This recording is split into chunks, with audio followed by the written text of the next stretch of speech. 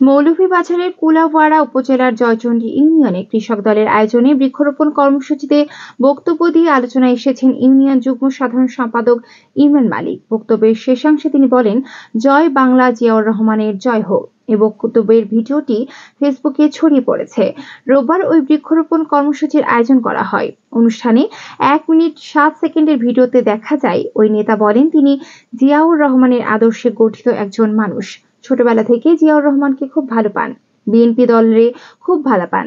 বর্তমান কৃষক দলরে মনের মাঝে লালন করেন। তার লাগি দোয়া চান যাতে সামনে দলের সবার লগে থাকতে পারেন।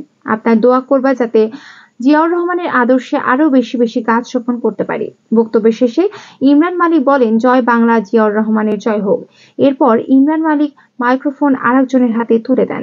দলীয় নেতাকর্মীরা বলেন, শহীদ রাষ্ট্রপতি জিয়াউর রহমানের শাহাদত বার্ষিকী উপলক্ষে কেন্দ্রীয় কৃষক দল মাসব্যাপী বৃক্ষরোপণ কর্মসূচি হাতে নেয়। সেই অনুষ্ঠানে সভাপতিত্ব করেন কুলাউড়া উপজেলা কৃষক দলের ভারপ্রাপ্ত সাধারণ সম্পাদক ও ইউনিয়ন কমিটির সভাপতি আব্দুল করিম।